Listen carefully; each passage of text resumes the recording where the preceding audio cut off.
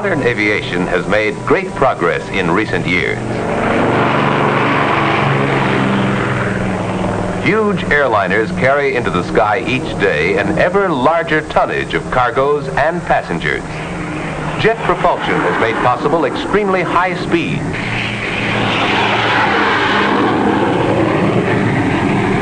Yet in one aspect, these aircraft have become more limited than before, since they need exceptionally long runways to take off and land. The need for an aircraft independent of huge airfields is being met today by the helicopter, which can land in any area big enough for its whirling rotor.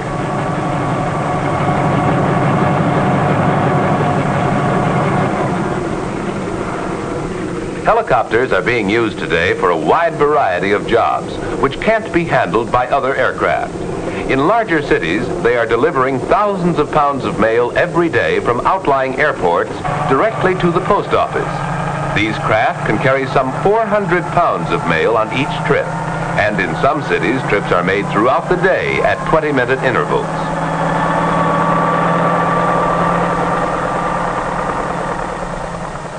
Flying over city traffic, the helicopter can land directly on the roof of the post office itself in a fraction of the time needed by mail trucks, thus greatly speeding the delivery of mail. Helicopters have found important uses in the country too, where they are used for dusting crops, which would be damaged by ground equipment. The helicopter's great maneuverability makes it possible to spread dust over every corner of the field, no matter how irregular it may be. The sharp downdraft of the whirling rotor causes dust to swirl among the plants, thus giving them a more thorough coating.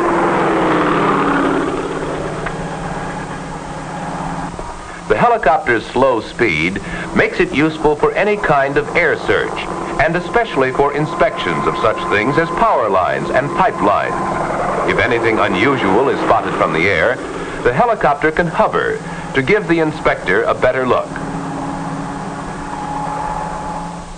Equipped with pontoons, the helicopter can land on water and can penetrate swamps which were previously inaccessible.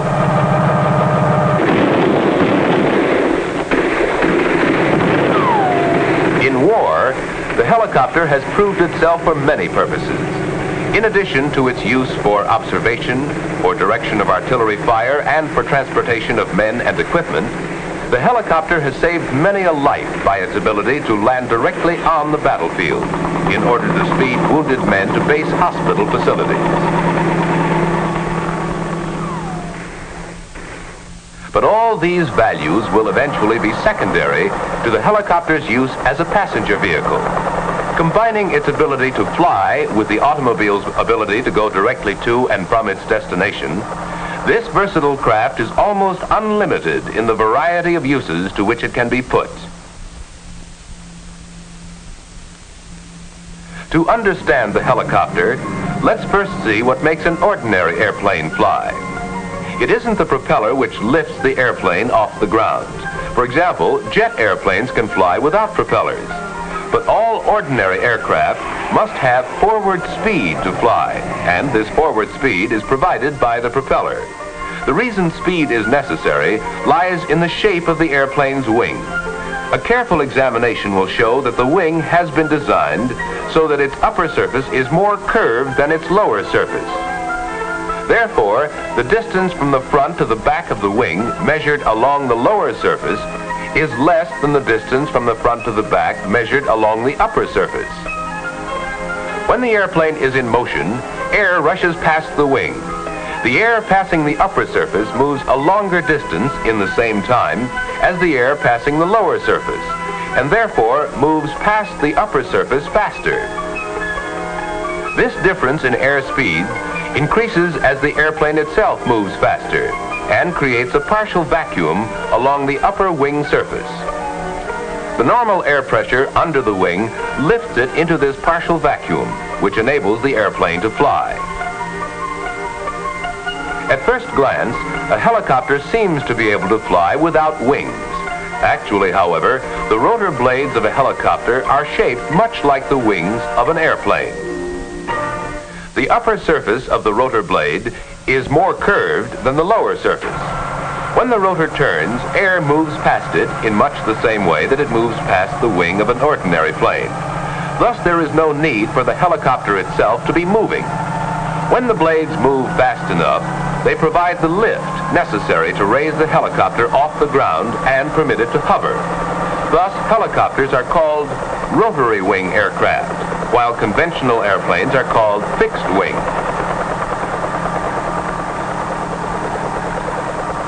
The helicopter's development stemmed from an earlier craft, the autogyro, shown in these historical films. It required a propeller for power, since the rotor was freewheeling and couldn't hover. Many devices first developed for autogyros are being used in today's helicopter.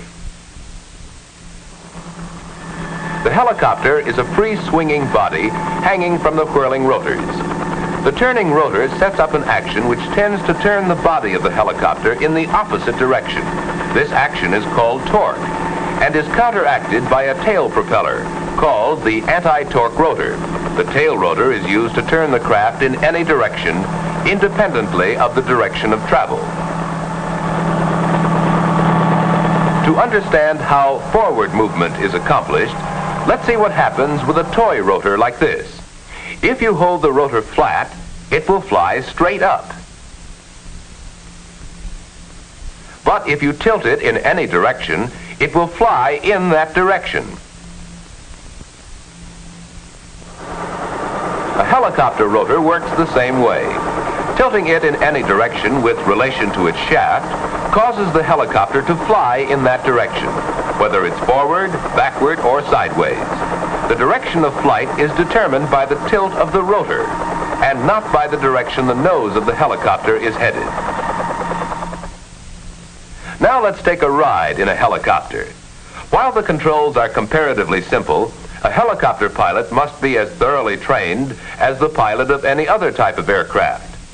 A self-starter starts the engine, and after a careful warm-up, we're ready to take to the air.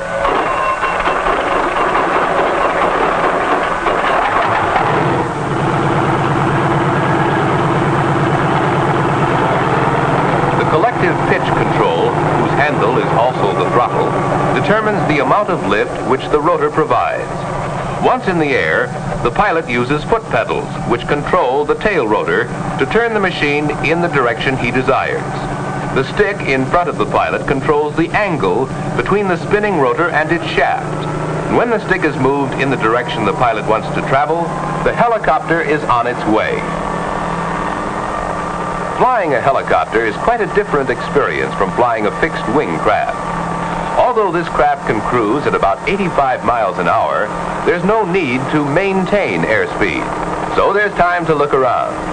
Should the engine fail, the rotor would act much like a parachute to permit an emergency landing. But of course, most landings are with power. There are a number of different kinds of helicopters being flown today. Some are designed with two rotors, which turn in opposite directions. Each rotor counteracts the torque action of the other, and thus eliminates the need for an anti-torque tail rotor. Twin rotor helicopters have been built large enough to carry 16 persons, with a gross weight of more than 14,000 pounds. The jet helicopter, powered by tiny jet engines on the tips of the rotor blades, works much like a fireworks pinwheel. The jet engines are the only source of power. Jet helicopters are simpler in construction, lighter, and easier to operate than conventional helicopters, although fuel consumption is very high. The continued development of this and other types of helicopters, with their unprecedented freedom of movement and the wide range of uses to which they can be put, holds great promise for the future of transportation.